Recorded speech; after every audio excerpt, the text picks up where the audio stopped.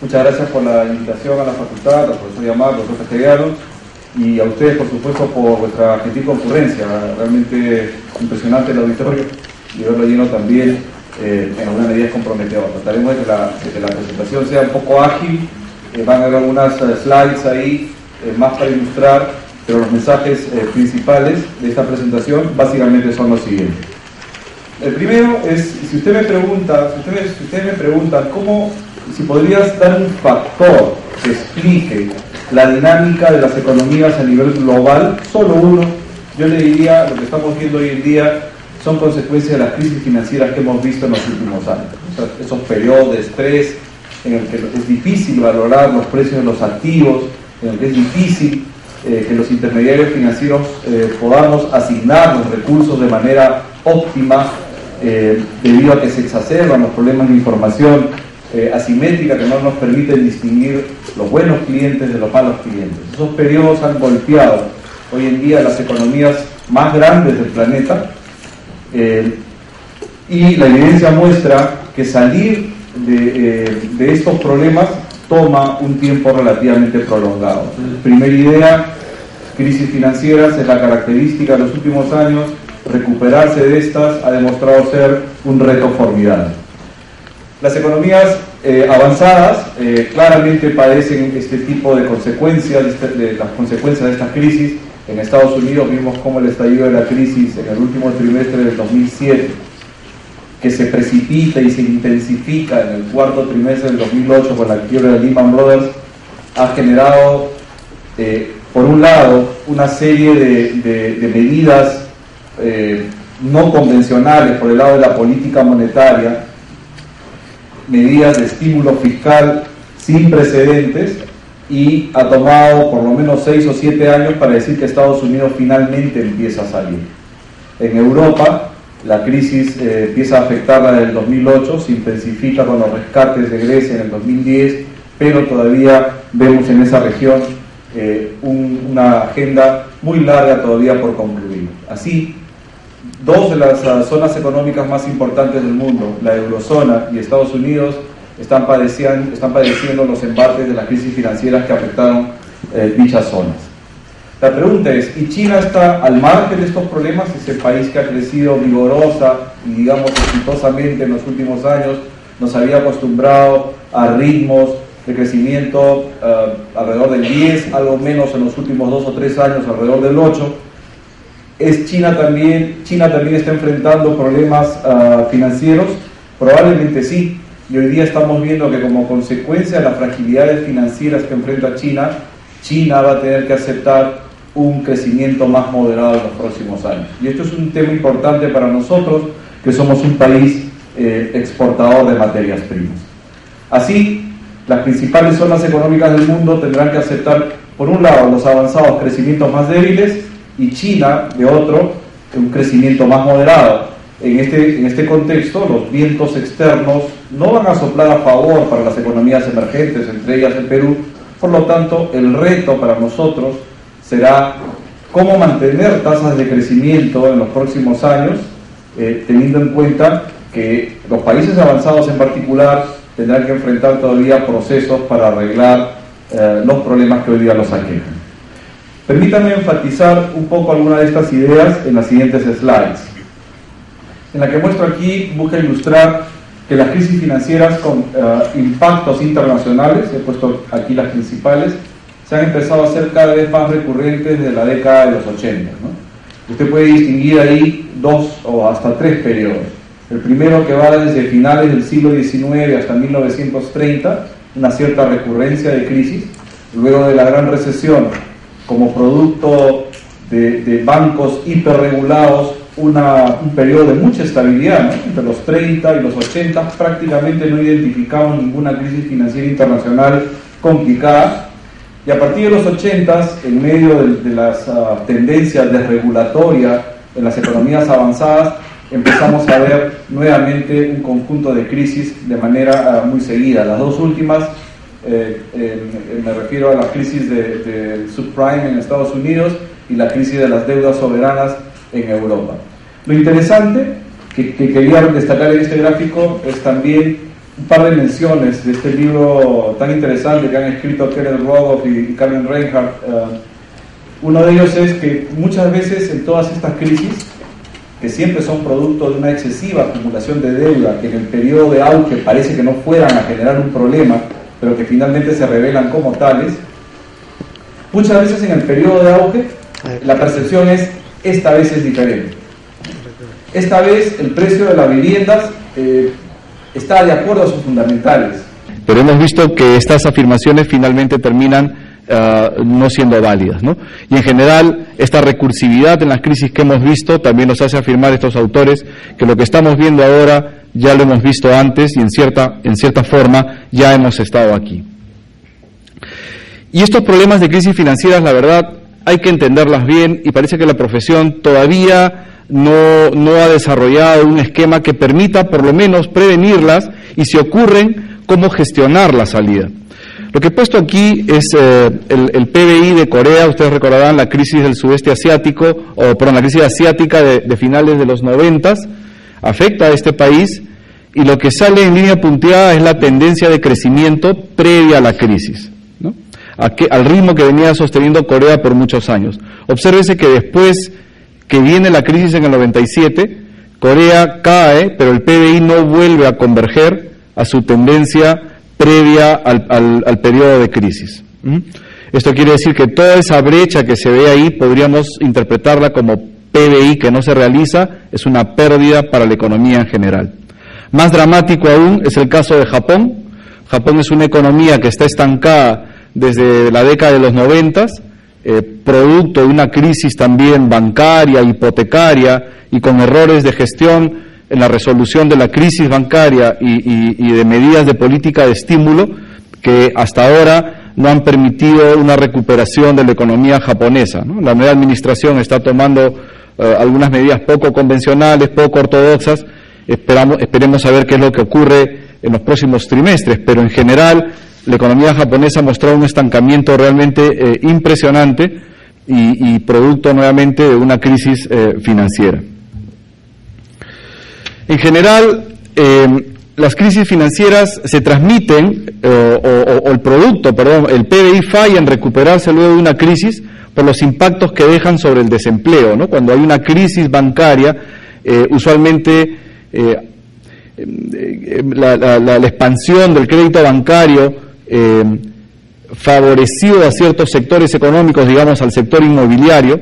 Cuando estalla la burbuja, toda esa mano de obra que queda disponible tiene que reasignarse a la economía. Hay un cambio sectorial, algún sector que creció de manera exorbitante en los últimos años termina empezando a declinar, y toda esa mano de obra tiene que nuevamente reasignarse hacia un nuevo sector económico. Esto toma, por supuesto, tiempo, ¿no? Hay algo de desempleo friccional desde este punto de vista.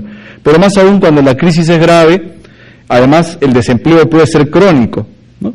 Y entonces toma más, en ese periodo de desempleo prolongado, los trabajadores pierden habilidades y nuevamente reinsertarse al mercado laboral les toma tiempo. Entonces, uno de los canales a través de los cuales los investigadores encuentran cierta correlación entre el fracaso de la actividad económica en recuperarse luego de una crisis es que el desempleo estructural tiende a aumentar.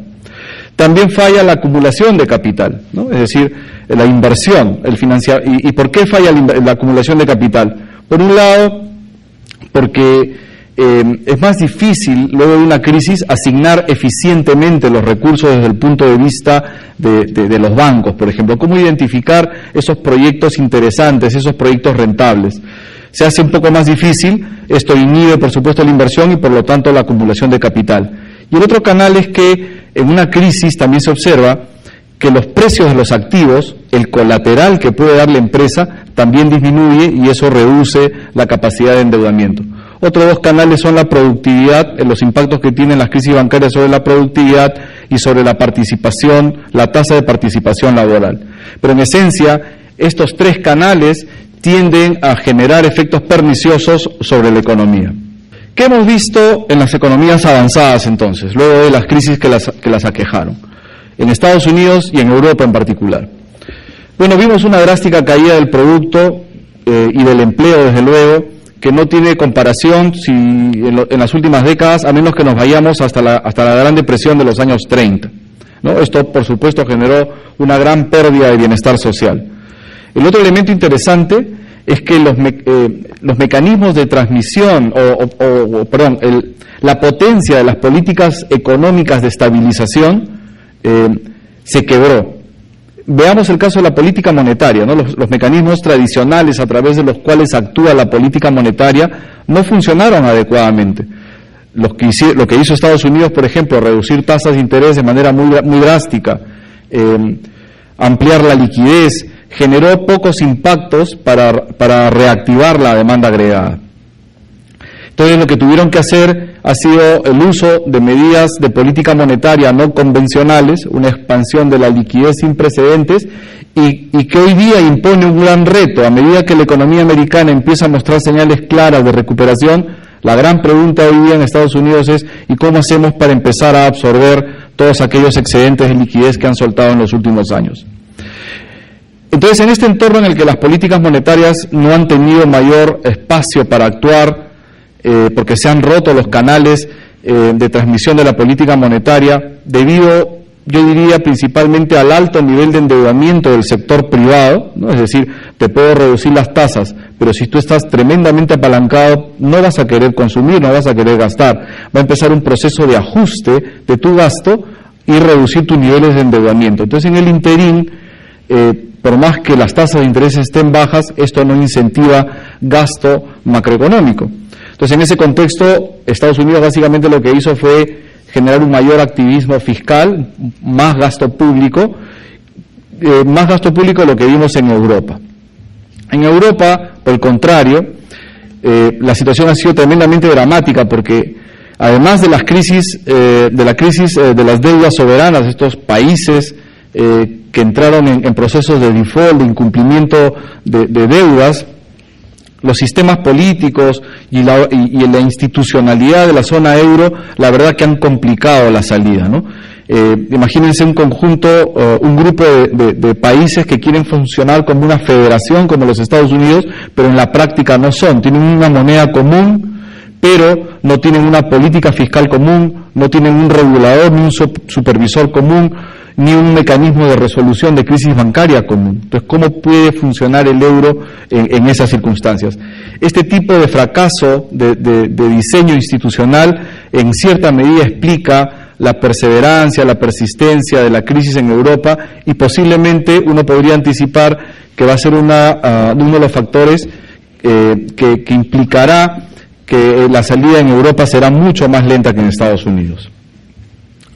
En síntesis, si me permiten utilizar esta diapositiva del The Economist, algunos analistas dicen: mira, las economías avanzadas del mundo, Estados Unidos, Europa, y ya me incluyo a Japón, porque hemos visto que ha estado estancada secularmente en las últimas 2 décadas, están experimentando un proceso a la japonesa, ¿no? Reestructurar los sistemas financieros, continuar con los procesos de consolidación fiscal, es decir, reducir los niveles de endeudamiento público, implementar medidas para mejorar la eficiencia de los mercados, van a tomar mucho tiempo, y por lo tanto estos países seguramente se van a un proceso de recuperación de la actividad económica, pero relativamente lenta respecto a lo que hemos visto en otras contracciones que han sufrido. ¿Qué podemos decir de China?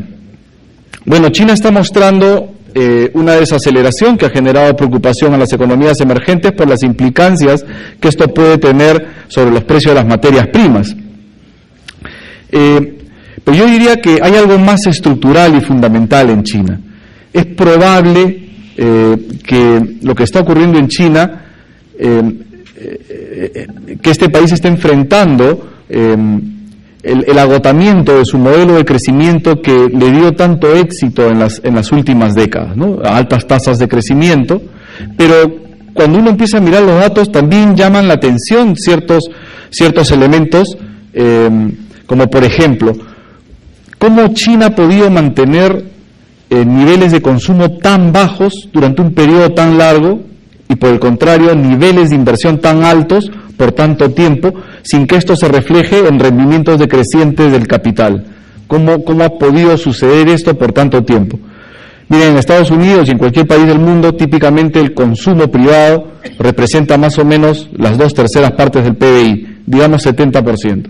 Bueno, en China representa la mitad, el 35%.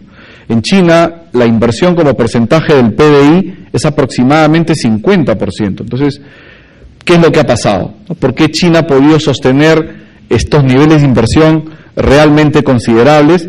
Bueno, este gráfico es un poco complejo, me van a disculpar, pero quiere representar qué es lo que ha pasado en China. Al inicio del proceso de industrialización en China, lo que tenía China, y yo interpretaría aquí, usaría la interpretación estructuralista de un economista que se llama Arthur Lewis. ¿Por qué China no tiene rendimientos decrecientes del factor capital? Porque tiene una cantidad de mano de obra, o tuvo una cantidad de mano de obra ingente, vamos a decir, grandes excedentes de oferta laboral, ¿no? Entonces, el ratio capital sobre trabajador era muy bajo en relación a los países más avanzados del mundo. Entonces tenías un ejército de gente que dejaba el agro o los sectores tradicionales de la economía y venía hacia los sectores más modernos como la industria. Entonces este bolsón de gente evitaba que hayan rendimientos decrecientes de capital, pero también evitaban algo más, evitaban que los salarios se eleven. Y posiblemente estos salarios contenidos expliquen por qué el consumo ha sido tan bajo en China. Pero esa situación hoy en día está cambiando. Este exceso en el mercado laboral está empezando a verse algo más restringido y los salarios están empezando a subir, ¿no? Lo cual debería ser, por supuesto, buenas noticias desde el punto de vista de las familias que finalmente van a cosechar los éxitos del crecimiento económico de los últimos años. Pero implica también que tiene que haber si me permiten matar al castellano, un rebalanceo, si se puede decir esta expresión, entre los soportes del crecimiento por el lado de la demanda. Por un lado, los retornos decrecientes del capital se van a hacer cada vez más evidentes en China, es decir, la inversión ya no va a poder generar tanta contribución al crecimiento, y quien tendrá que tomar la posta será el consumo. Entonces, la pregunta que todos nos hacemos es ¿qué tan rápido se puede dar este proceso? ¿No? ¿O vamos a ver un colapso inicial muy fuerte de la inversión y lentamente el consumo tomando la posta, o vamos a ver un proceso suave? Yo creo que detrás de toda esta incertidumbre que estamos viendo en los mercados hay un poco eso en la discusión. ¿Cómo se va a rebalancear el crecimiento en China en los próximos años? Las autoridades, por supuesto, sabían que iban a enfrentar este tipo de rendimientos decrecientes del factor capital, pero yo diría que han pospuesto la solución del problema. Entonces han mantenido, por un lado, una moneda subvaluada, incentivando las exportaciones, y un crecimiento muy fuerte del crédito que hoy en día se está traduciendo en ciertas fragilidades financieras. ¿Cuáles?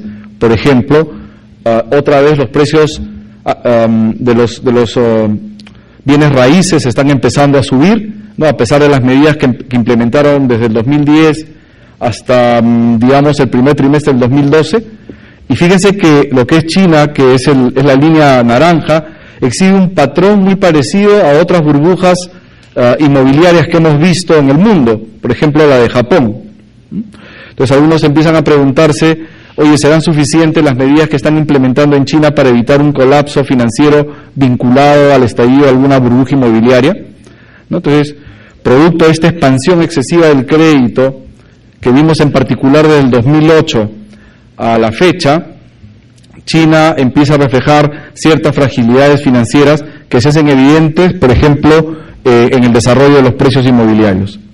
El otro elemento donde también se ve el fuerte incremento del crédito en los últimos años en China es el endeudamiento de los gobiernos locales, ¿no? que se adiciona al endeudamiento del gobierno central y eleva el nivel de apalancamiento del gobierno general del gigante asiático, ¿no? Esto está generando también ciertas preocupaciones sobre si algunos gobiernos locales van a tener que ser rescatados por el gobierno central porque no van a poder pagar las deudas que han asumido y que asumieron, paradójicamente, a partir del 2008 como consecuencia de las medidas de estímulo que implementó China y que el gobierno central les pedía a los gobiernos locales: tienes que gastar en infraestructura, tienes que acelerar los gastos, y esto generó un endeudamiento muy elevado de algunos gobiernos locales. Y finalmente, el otro elemento de fragilidad que ha generado preocupación es el desarrollo de una banca paralela informal, pobremente regulada. Si el crédito total en China crece al 23%, 22%, pues el crédito paralelo informal está creciendo a tasas del 50%, ¿no? Entonces, esto genera, por supuesto, cierta incertidumbre y un gran signo de interrogación sobre lo que se viene hacia adelante por el lado de la economía china.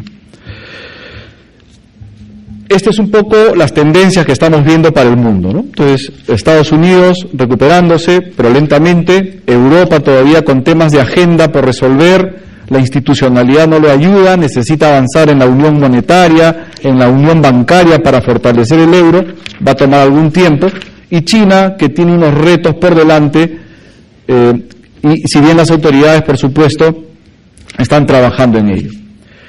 Y en la coyuntura actual, más mirando el tema de corto plazo, ¿cuáles son los temas que nos preocupan a las economías emergentes? Yo diría dos. Uno de ellos es el retiro de los estímulos monetarios en los Estados Unidos, ¿no? Fíjese, en mayo el presidente de la Reserva Federal más o menos deslizó los datos, los indicadores de actividad económica en Estados Unidos empiezan a venir sólidos y por lo tanto, tal vez, como hablan los banqueros centrales, un poco con la retórica, ¿no? Tal vez empecemos a recortar nuestro programa de expansión monetaria en la última parte del año. Esto generó un gran cambio, una gran turbulencia en los mercados financieros que esperaban que la Fed continúe expandiendo la oferta monetaria al mismo ritmo, por lo menos hasta el primer semestre del 2014. Entonces, lo que estaban entendiendo los mercados es que ahora iban a salir, la Reserva Federal iba a salir antes de lo anticipado. ¿Qué significaba esto? Oye, si no va a haber tantos dólares en la economía, pues las tasas de interés en Estados Unidos tenderán a subir, ¿no? Y esto generará pues un reacomodo en los portafolios de los inversionistas. En los países desarrollados los inversionistas han empezado a dejar los bonos del gobierno, ¿no? Y eso se refleja aquí en este gráfico en un incremento muy fuerte de las tasas de interés y están prefiriendo invertir en bolsa.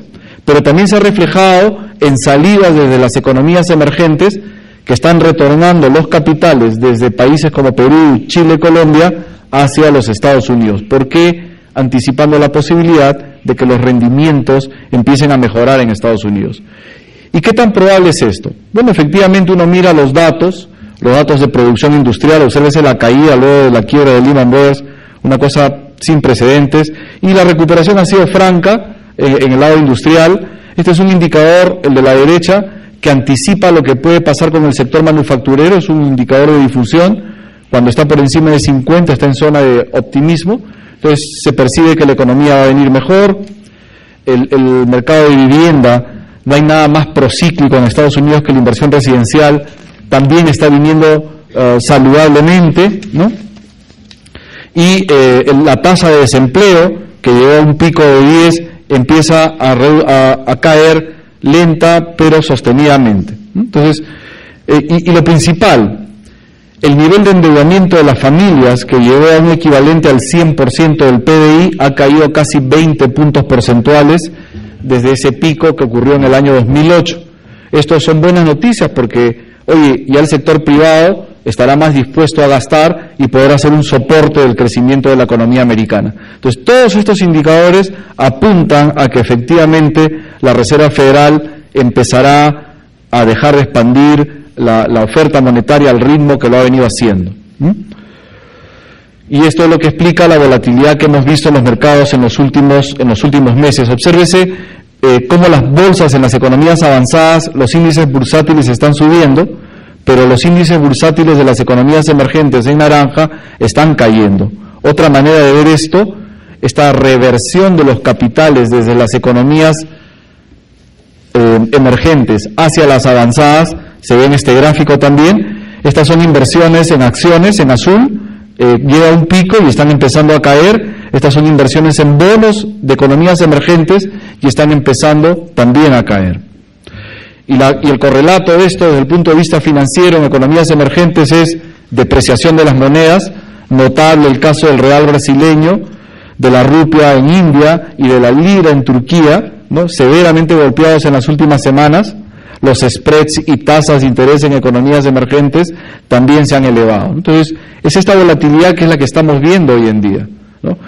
Estados Unidos empieza a anticipar que podría empezar a retirar el estímulo monetario y las economías emergentes han empezado a sufrir un poco esta turbulencia.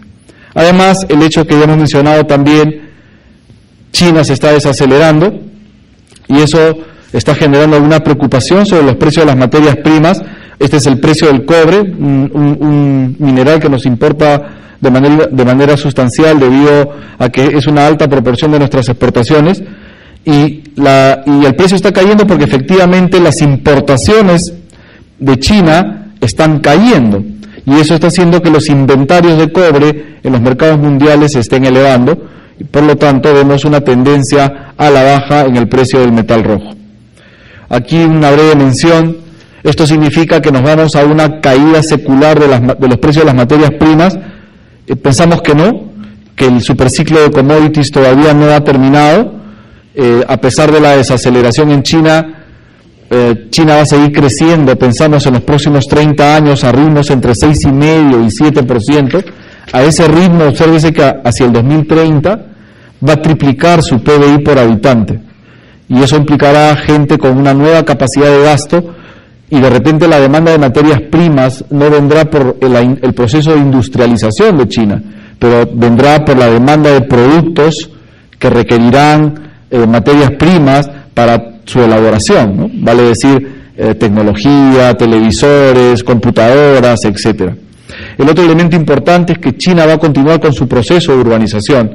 Ustedes saben que el Politburó en China establece metas quinquenales, y dentro de estas metas quinquenales tienen una que es una friolera de dólares impresionante, 6,4 trillones de dólares, trillions en americano, perdón, billones en términos hispanos. En los próximos 10 años quieren traer 400 millones de personas hacia las ciudades. Esta meta se ha reducido. Querían traer esas 400 millones de personas en 20 años, ahora lo van a hacer en 10.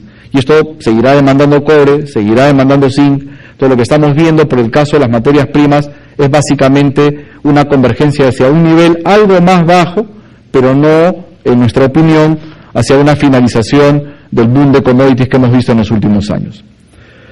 Finalmente, en este contexto tan retador por el lado externo, ¿qué estamos viendo por el lado de Perú? Claramente una desaceleración también. Creo que en el caso del Perú estamos viendo una desaceleración que refleja una moderación cíclica. Habíamos estado creciendo varios trimestres a tasas muy altas, por encima del 7%.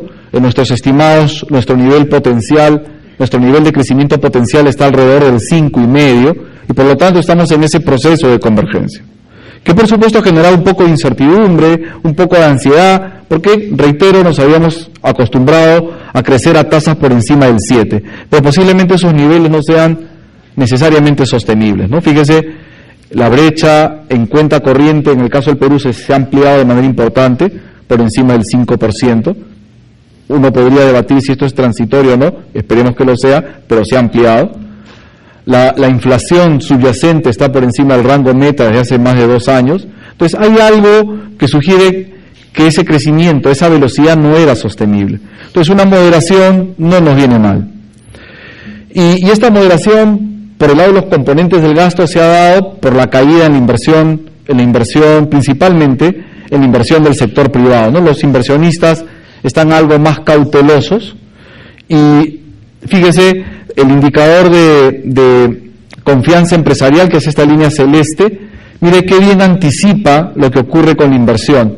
Más o menos se calcula que este indicador anticipa con 2 trimestres lo que va a ocurrir con la inversión. Entonces hemos visto una caída muy fuerte del indicador de confianza empresarial a la fecha.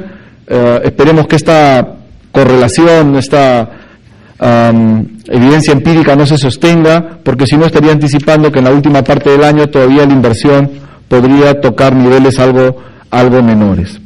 Y por supuesto la inversión está vinculada, que acá también se puede ver, correlaciona muy bien con el empleo formal. ¿Y por qué se ha deteriorado la confianza empresarial? Bueno, por toda esta volatilidad que hemos visto en los mercados internacionales. Miren cómo han subido las tasas de interés, para los bonos peruanos, para los bonos del gobierno peruano, que son los referentes para las empresas cuando toman deuda en los mercados internacionales. ¿No? Te dicen, te voy a prestar a la misma tasa que le he puesto a tu gobierno, más un spread. Si la tasa referente sube, pues las empresas conseguirán financiamiento algo más caro también en los mercados internacionales, y eso es un poco lo que ha pasado. Producto de esta volatilidad que ha ocasionado la posibilidad de que la FED retire su estímulo monetario, las condiciones de financiamiento para las empresas peruanas se han endurecido en cierta medida. A eso hay que agregarle la volatilidad del tipo de cambio que hemos visto en las últimas semanas. Nuestra moneda se ha depreciado 10%, un ritmo de depreciación bastante inusual para lo que hemos visto en otras ocasiones. Y el otro elemento que ha generado incertidumbre localmente, yo diría, es este ajuste de nuestros precios de exportación, ¿no? Los precios de los commodities están cayendo y las previsiones sugieren que podrían seguir cayendo más, y la vinculación viene por este lado, que cuando hemos visto en otras ocasiones caída de los precios de las materias primas, también hemos visto, por ejemplo en el 58, esta crisis de balance de pagos, a mí me lo han contado por si acaso, no estaba aquí, entonces os lo he leído, esta caída en los términos de intercambio generó una caída también del PBI, igual en cada uno de estos periodos que he puesto a continuación. Entonces, menores términos de intercambio, menores precios de exportación podrían también estar anticipando alguna desaceleración del PBI, y esto ha generado un poco esta ansiedad desde el punto de vista del sector privado. En el corto plazo, ¿qué nos puede ayudar? Por supuesto, una combinación de política monetaria, pero también algo más de activismo fiscal, es decir, un poco más de gasto público de calidad, por supuesto, vinculado al desarrollo de infraestructura. Mire, en nuestras previsiones pensamos que el fisco va a acelerar el gasto en inversión pública, y a pesar de esa aceleración, la deuda pública como porcentaje del PBI seguirá cayendo. Pero lo que podríamos discutir hoy es si conviene que este ratio de deuda pública siga cayendo, o sería mejor estabilizarlo y dar más espacio para que el fisco pueda invertir más en infraestructura. Fíjense, este ratio a inicios de la década pasada estaba como en 50%, hoy día está en 18%. Es el segundo ratio más bajo de la región y es uno de los más bajos entre los países que conformamos el grupo de los triple B+, ¿no? Standard & Poor's nos acaba de calificar como triple B+. Somos de los países en donde la deuda pesa menos, pero yo creo que de repente es el momento de empezar a discutir si podríamos estabilizar el ratio de deuda y no hacer que baje. Ya me parece que el país ha ahorrado lo suficiente, y mirando un poco la dinámica de la deuda pública se puede calcular cuánto sería el nivel de déficit sostenible, o que estabilizaría el nivel de endeudamiento público, es más o menos 1% del PBI. O sea, de repente no tener superávit, sino apuntar a déficit moderado del 1,5%. ¿Para qué? Para darle más espacio al fisco, para inversión en infraestructura, donde nos falta tanto, ¿no? El gran reto hacia futuro, por supuesto, esto es corto plazo, más gasto fiscal, será temporal, mientras el mundo industrializado arregla sus problemas y sale de las dificultades que está enfrentando actualmente. Algo de activismo fiscal podría ayudar a mantener tasas de crecimiento interesantes en el país. Pero para seguirla sosteniendo más adelante, lo que necesitamos es incrementar la productividad. Hace poco hicimos un sencillo ejercicio de contabilidad del crecimiento, y nos salía que lo que más había contribuido al crecimiento en los últimos 10 años en el Perú había sido el incremento de la productividad laboral. Y dentro de la productividad laboral, lo que más había contribuido había sido la productividad total de factores, como un elemento que potenció la productividad de los trabajadores. Fíjense que esto contrasta tremendamente, ¿no? La contribución de la productividad total de factores contrasta tremendamente con las contribuciones negativas que vimos en los periodos donde nuestro PBI fue tremendamente volátil en los 70s y los 80s. ¿Qué podríamos hacer? Un primer reto es tratar de que esta contribución se mantenga. Ha sido muy alta, inusualmente alta, el reto está en mantenerla. Y para mantenerla, pues tendremos que seguir implementando reformas que mejoren la eficiencia de los mercados, ¿no? Que seamos una economía cada vez más eficiente. El otro elemento que a mí sí me genera algo de preocupación es que la contribución del capital humano en las últimas décadas ha sido declinante. Entonces lo que tendríamos que hacer ahí es reforzar el gasto en educación, sobre todo en educación pública, tiene que ser un gasto de calidad. Y finalmente, la contribución del capital, si bien ha crecido en la última década, no recupera los niveles que vimos en los 50, por ejemplo. Entonces podríamos acelerar el gasto en acumulación de capital, retos enormes, porque el gasto en infraestructura requerirá una mejor gestión de la administración pública, y ahí todavía hay una agenda pendiente que si bien se está enfrentando actualmente con una serie de modificaciones para la administración pública, todavía va a demorar algún tiempo en tener efecto. El reto, reitero, es evitar lo que le pasó a otro país que fue la estrella de Latinoamérica en los 80s y la mitad de los 90s, Chile. Chile, entre el 87 y el 97, creció a tasas aproximadas del 8% anual. Mire, para ponerlo en contexto, si Perú pudiera crecer 6% anual, su PBI real per cápita se duplicaría en 14 años, ¿no? Sería notable. En menos de una generación, los peruanos que estén de aquí a 14 años, en promedio, tendrían un ingreso el doble de los que estamos hoy en día. Pero hay que sostener tasas de crecimiento del 6. Chile creció durante 12 años al 8. Fue ese periodo en el que Chile se desvincula de Latinoamérica y empieza a sobresalir. Pero mira lo que le pasó después de la crisis asiática. Pasó de crecer 8 a crecer 4, ¿no? Se desaceleró también la economía chilena. Y los entendidos, los analistas de Chile, sugieren que en parte fue porque no hizo su agenda de reformas, sobre todo en educación, y tampoco atendió la brecha en infraestructura, sobre todo la brecha en infraestructura energética. Hay que evitar que esto nos pase porque ya hemos visto que desacelerar en Perú no sería, digamos, una situación deseable, dadas las expectativas de buena parte de la población que todavía no ha sentido los beneficios del crecimiento económico. Para finalizar, tenemos riesgos, por supuesto. Los riesgos vienen, nosotros como lo vemos, principalmente de la parte externa, más allá del ruido interno que puede haber. Yo creo que lo principal viene desde afuera, que la salida de los planes de estímulo monetario, por ejemplo, en Estados Unidos sea un proceso desordenado. Esto generará tasas de interés más altas para las economías emergentes, para Perú también, y una mayor aversión al riesgo global que implicará salidas de capitales, o si quiere, menos entradas de capitales. Un ajuste en China que no sea un aterrizaje suave, sino un aterrizaje forzoso, ¿no? También podría tener impactos sensibles aquí, y un resurgimiento de las tensiones en Europa vinculadas a los países chiquitos que podrían generar mucho ruido en los próximos meses. Tenemos fortalezas, sí, pero reitero, no hay que quedarnos dormidos. Yo creo que el gran reto hoy en día en este entorno internacional algo menos favorable va a ser encontrar los mecanismos que nos permitan soportar o tener tasas de crecimiento, mantener tasas de crecimiento entre 5,5% y 6% en los próximos años. Muchas gracias.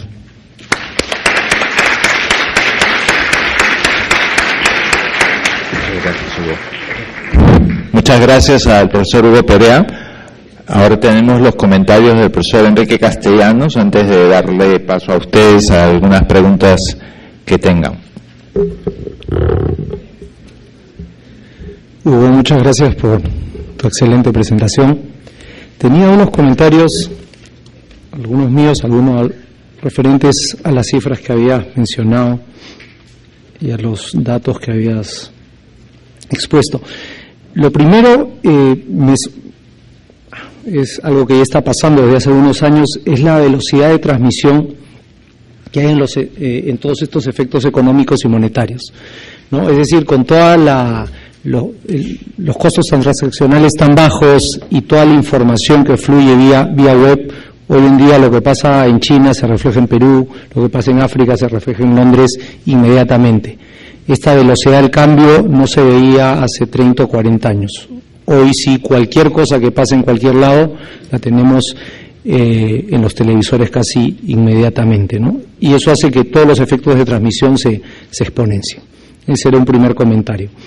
Lo segundo era el precio de los commodities, y ahí yo revisaba algunos datos y veía la importancia relativa de China, ¿no? China, para lo que es metales básicos, llámese cobre, plomo y zinc, es aproximadamente 40% de la demanda mundial, es decir, y Estados Unidos en contraposición es alrededor del 10%, quizá un poquito más.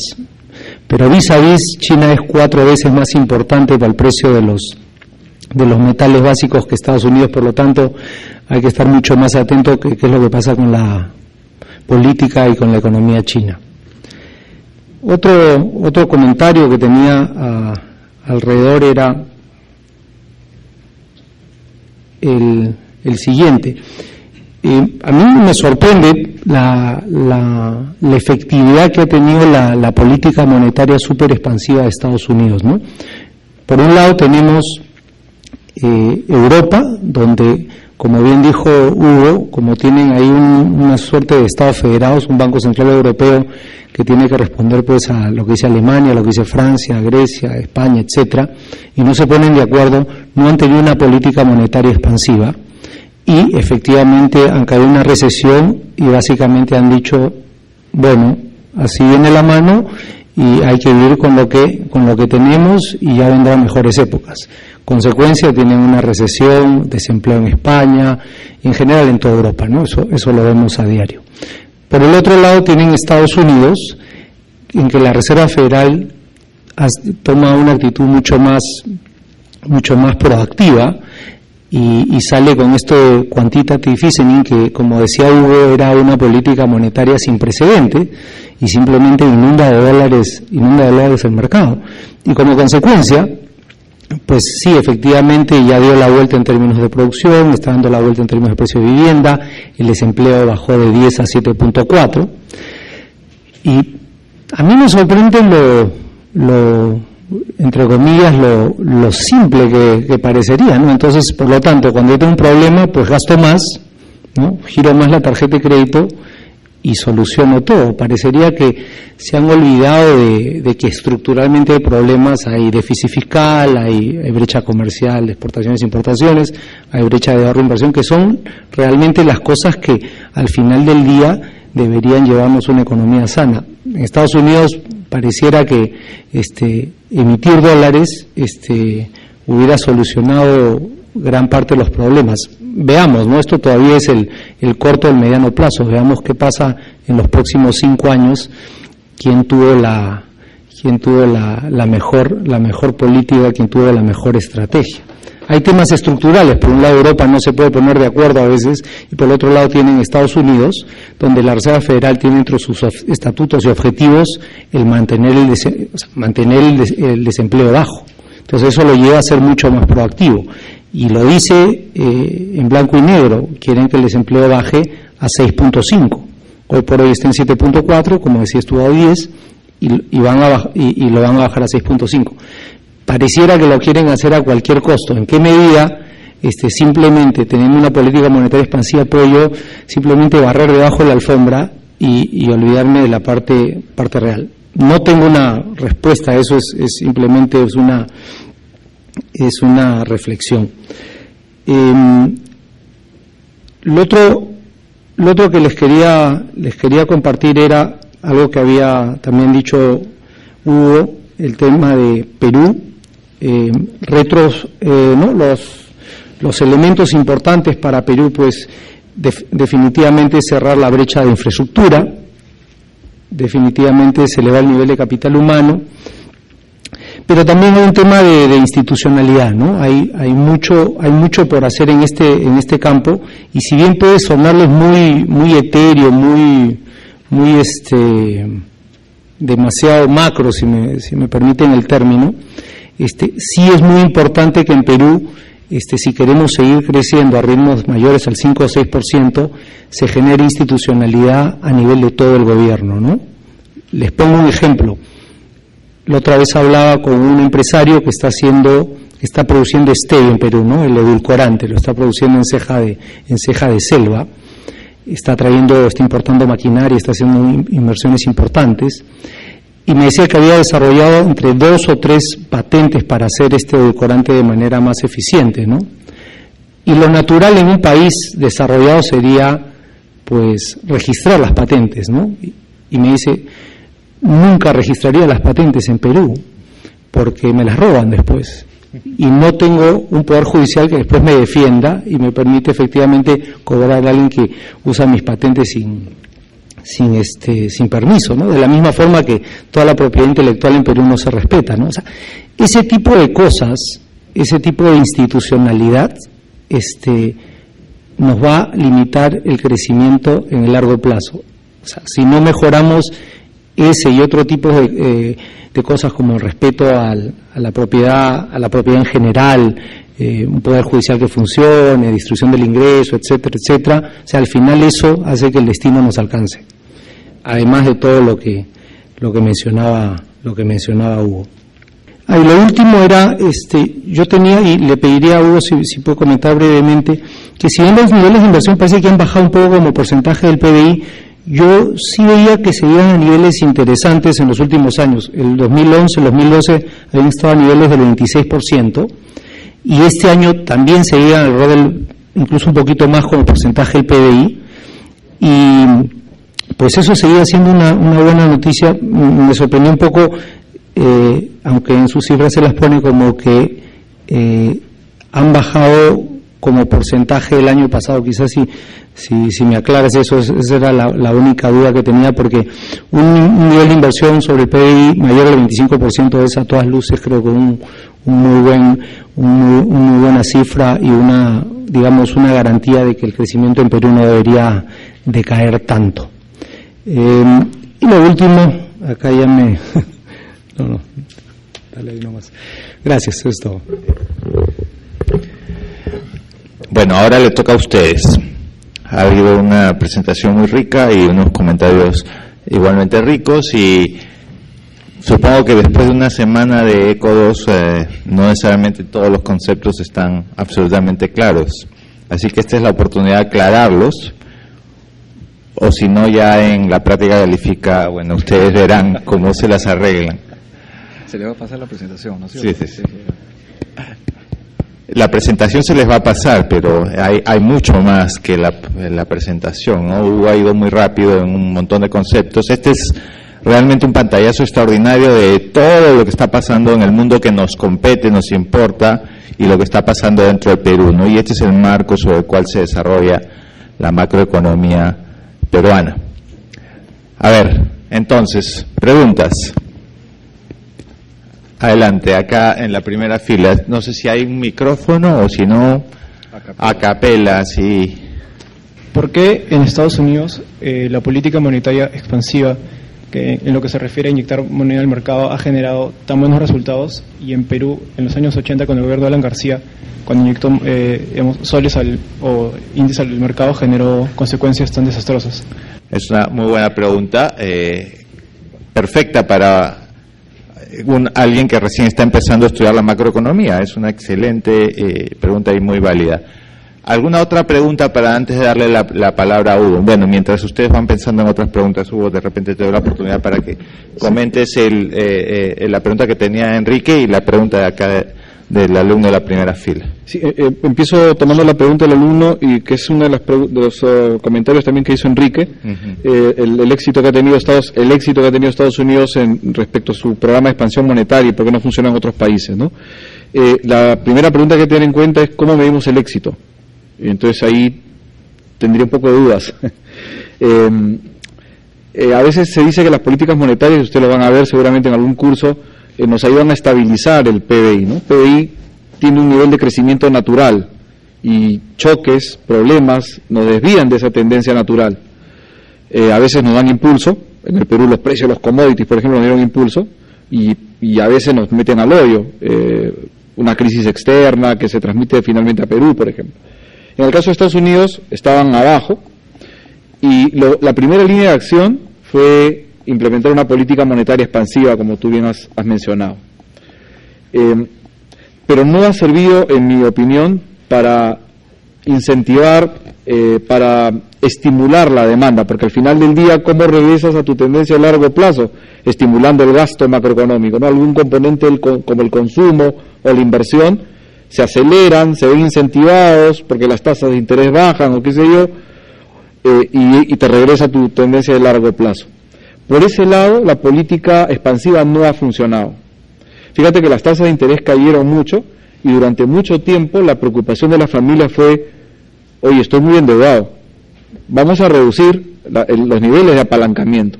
Entonces, por más que tenía el crédito barato, no tomo crédito, más bien reduzco el crédito, aumento mi ahorro y la economía no se estimula. Entonces, primera idea. Si la política monetaria expansiva ayudó a estimular la demanda agregada, no, por ahí no va. El segundo mecanismo: oye, pero esa inundación de liquidez opera por los bancos, ¿no? Y los bancos pueden haber dado crédito. Pues tampoco ocurrió eso, ¿no? No sé si ya han visto esta idea del multiplicador bancario, ¿no?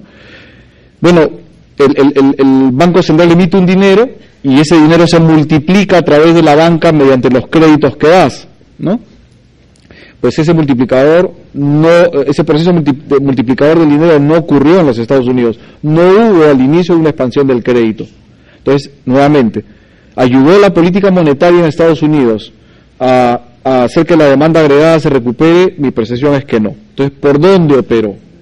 Hay otro mecanismo que puede generar problemas a la economía. Uno de los mecanismos a través de los cuales puede haber operado este estímulo monetario importante es tratar de ayudar a que las familias reacomoden sus niveles de alto endeudamiento y sea un proceso más suave. Me explico. Una de las formas en que ahorran las familias es a través, lo que constituye su patrimonio es sus casas, ¿no es cierto? O lo que tienen en Estados Unidos, lo que invierten en la bolsa.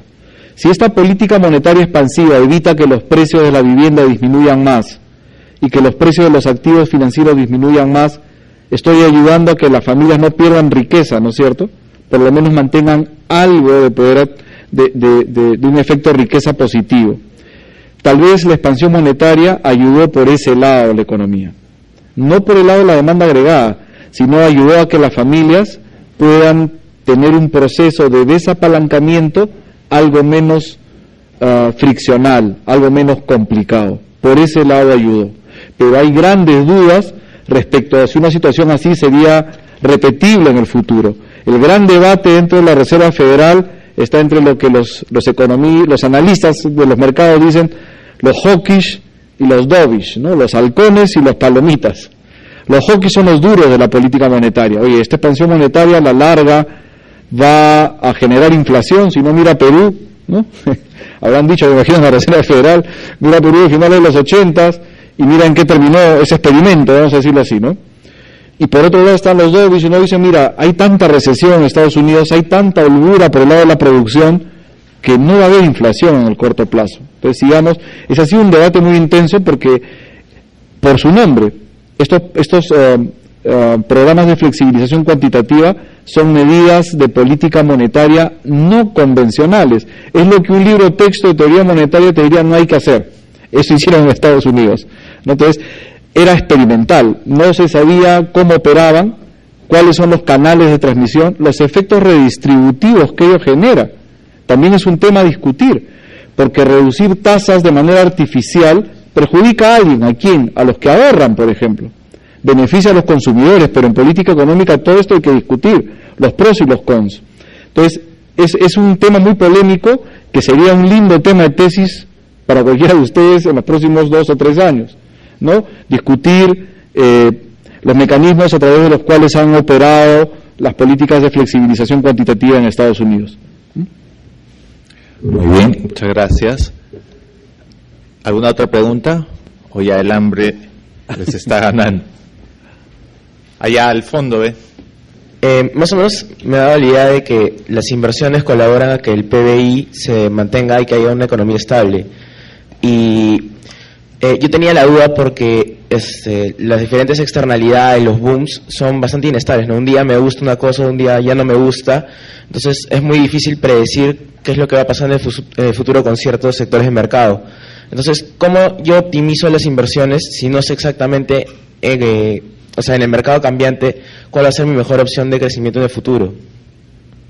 A ver, eso le vamos a dar primero la palabra al profesor Castellano, que es experto en financiero, cómo optimiza inversiones, y después va a complementar el profesor Perea.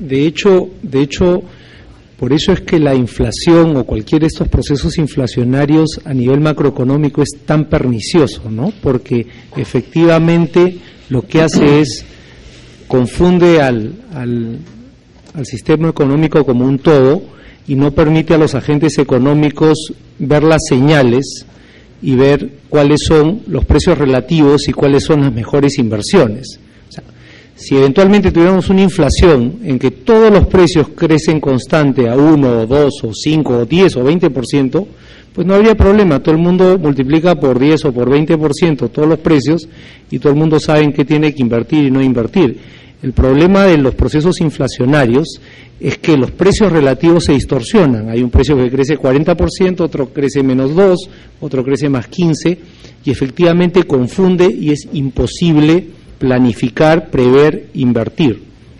O sea, ese es un primer punto, ¿no?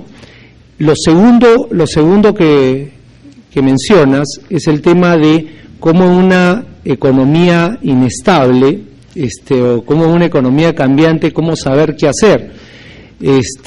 Pues es bien difícil, ¿no? Y decía que ahora es más difícil porque los mecanismos de transmisión casi no tienen fricción y simplemente lo que pasa en un lado pasa en el otro casi instantáneamente. De hecho, el tipo de cambio, el precio del oro y en general todas las variables macroeconómicas y monetarias responden al mercado de dinero, no responden al mercado de bienes, y por lo tanto los efectos pueden ser contrarios a los que uno piensa, ¿no? Digamos, ¿por qué el tipo de cambio dólar-sol se ha desmejorado 10%? ¿Tenemos una economía 10% menos competitiva que hace 2 o 3 meses? No, simplemente ha sido un efecto del money market, del mercado monetario.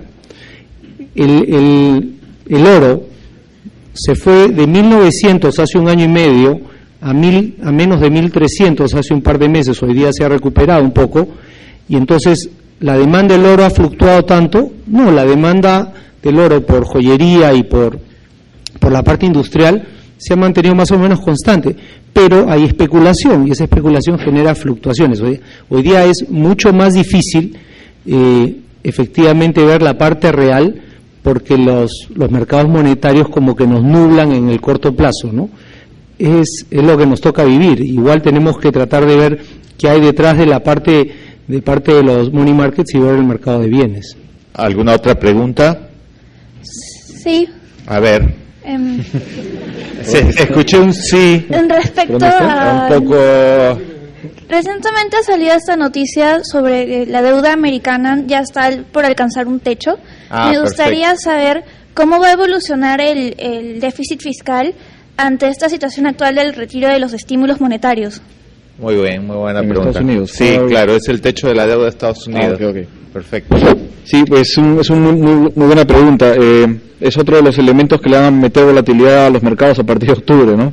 Esta incertidumbre. Estás ahí, ¿no? Sí, allá, por allá. Así lo he visto, sí. Ahora nos hemos ido a la izquierda, a la derecha. Ya está, ya la vi. Está. Es un elemento que debe meter incertidumbre a los mercados. Mira, había dicho en la exposición que una de las herramientas que utilizó Estados Unidos, a diferencia de Europa, fue un activismo fiscal para contener la crisis. Fíjate que en Europa se ha dado paradójicamente algo, ¿no? Cuando las economías usualmente se enfrían, entran en recesión, lo que corresponde hacer desde el punto de vista fiscal es gastar. ¿Y qué ha sido la tónica en Europa? Más bien recorte de gastos, ¿no? Incremento de impuestos, etcétera. Entonces ahí también ha habido todo un debate si eso ha sido adecuado o no. Estados Unidos es lo contrario, más activismo fiscal. Y parece que le fue mejor, ¿de acuerdo? Pero tiene un reto a futuro también Estados Unidos. Si te interesa la dinámica de la deuda de los Estados Unidos, date una revisada a al CBO, por sus siglas en inglés, CBO, que es la Oficina de Presupuesto del Congreso. Ahí hay unas simulaciones bastante interesantes hacia dónde se va a mover el ratio que miramos los analistas para saber si un país es solvente o no. Deuda sobre PBI. ¿No? Este ratio es como cuando una persona va a un banco y el banco, ¿qué le dice? A ver, ¿cuánto debes en relación a tus ingresos, verdad? Ese equivalente para un país es deuda pública sobre PBI. Lo que muestran estas simulaciones es que si Estados Unidos no hace nada para limitar su expansión fiscal en los próximos años, su deuda pública puede saltar de manera importante. Y esto comprometería la viabilidad, la solvencia del sector público. Entonces hoy día has visto cómo a inicios del año se implementaron unas medidas de recorte de gastos automáticos que se llamaba por los gringos, bueno, así le dicen el sequestration, ¿no? El secuestrador de la economía, ¿no? Sequester, ¿no? Se han implementado estas medidas de recorte de gastos porque andan un poquito preocupados, porque si miras a futuro, y esto hay que pensarlo siempre de manera intertemporal, si no hacemos nada, esto va a explotar. ¿Y por qué? Estados Unidos tiene un problema importante que han enfrentado ya otras economías de Europa. Tiene un problema de envejecimiento de su población. Y muchas de las medidas y mucho de su gasto público se va en seguridad social, en sistema de pensiones, en lo que se llama el Medicare, que es la seguridad de salud, y el Medicaid, que es la seguridad de salud para la gente en situación de pobreza. Estos programas son muy costosos y claro, se pueden solventar cuando hay población joven, pero a medida de que hayan menos jóvenes en relación a la población en situación de vejez, esto va a pesar más sobre las finanzas públicas. Uno diría, para ponerlo en contexto, se calcula que estos programas en conjunto, de aquí al 2050, van a costar el equivalente al 20% del PBI si no se hace nada. Entonces, se le viene un reto interesante a Estados Unidos y están empezando. Entonces, por eso ves estos debates, ¿no? Oye, le ponemos un techo al endeudamiento y ahí va a venir la discusión, ¿no? No, mira, en el corto plazo esto no nos va a ayudar, necesitamos gastar un poquito más y vendrá la discusión en el Congreso entre republicanos y demócratas si elevan el techo del endeudamiento, ¿no? Pero teniendo en cuenta que tienen un reto importante en los próximos años. Bueno, yo creo que con esto damos punto final a esta actividad. Le agradecemos infinitamente al profesor Perea por su participación. Le damos nuevamente un aplauso y le entregamos un pequeño presente. Muchas gracias. Espero que te ha gustado estar así como Gracias. ante tantos chicos.